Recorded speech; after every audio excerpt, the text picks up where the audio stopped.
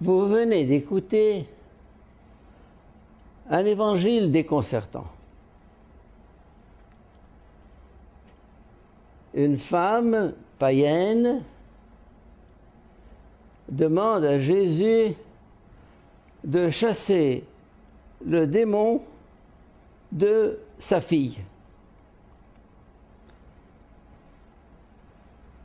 Démon, épilepsie, maladie psychique, peu importe, elle est dans une grande détresse. Elle vient à Jésus. Elle lui dit, s'il te plaît, guéris ma fille. Et Jésus lui dit, je suis venu pour les brebis perdues de la maison d'Israël et toi tu es une païenne, une phénicienne. Donc, tu es hors circuit. Alors elle insiste de nouveau, angoissée. Et Jésus lui dit, il n'est pas bon de prendre le pain des enfants pour le donner aux petits chiens. Non, Jésus, c'est pas permis. C'est pas permis. Un langage comme ça n'est pas permis. Tu es en train de blesser cette femme. Tu la compares à un petit chien. Moi, je ne comprends pas. C'est un des épisodes de l'Évangile que je ne comprends pas. Je suis dépassé. Je suis scandalisé. Je cherche. Et alors la femme répond, oui, mais les petits chiens mangent les miettes qui tombent de la table des enfants.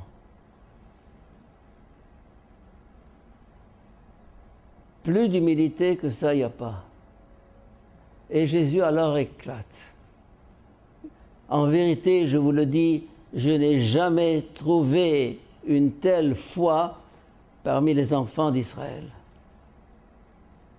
Après avoir exclu cette femme de ses privilèges, des fils du peuple choisi, il l'exalte en disant « Elle vous a tous dépassés ». Et là, justement, nous avons un peu, peut-être, la clé de cet évangile déconcertant. Les fils d'Israël, ce n'est pas les fils d'Israël parce qu'ils sont descendants d'Abraham. Non. C'est cette foi qui fait un vrai fils d'Israël.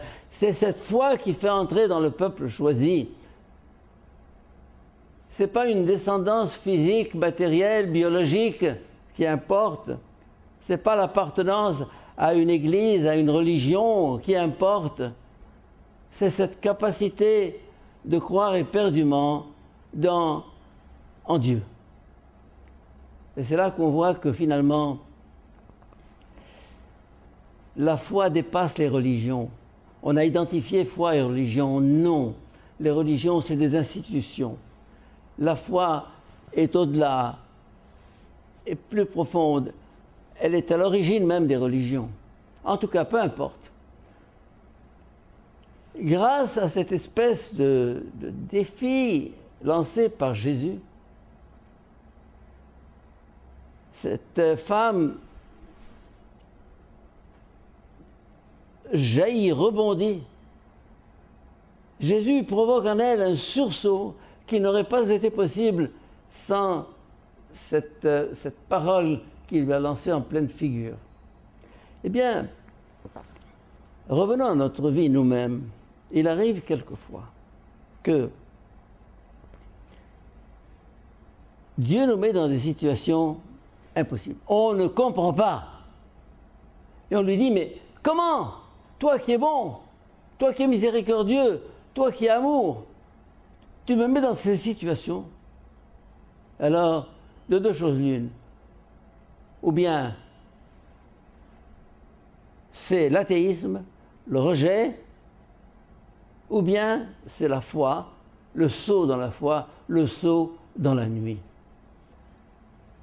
Une autre histoire de l'Ancien Testament très similaire à celle-ci. Job, Job le saint, Job le juste, Job qui a toujours été fidèle à Dieu, un homme exemplaire. Dieu le dépouille, et le dépouille, et le dépouille, et de ses biens, et de sa femme, et de sa maison, et de sa santé. Cette loque humaine, qui n'a rien fait à Dieu, qui a toujours été fidèle, il veut l'éprouver. Et finalement, Job, jusqu'au bout, tient bon. Ce géant de la foi qui s'appelle Job. Cette géante de la foi qui s'appelle cette femme syrophénicienne. Doivent pour nous être une espèce d'idéal quasi impossible. Et pourtant, nous sommes invités à ça. Dépasser cette limite qui nous enferme, cette écorce qui nous étouffe, pour faire le saut. La foi. La foi. La foi est au-delà de tout signe, de toute preuve, de toute raison humaine. Et à partir de là, on débouche dans un autre univers. Dieu, qui quelquefois nous met à l'épreuve, nous donne la grâce de faire face à l'épreuve. Eh bien, demandons-lui aujourd'hui que si nous sommes dans une situation aussi incroyable, aussi impossible, aussi difficile, que cette femme ou que Job, nous puissions accepter sans comprendre que Dieu ne veut que notre bien. Et s'il nous fait passer par cette épreuve, c'est pour nous aider à passer de l'humain au surhumain. Amen.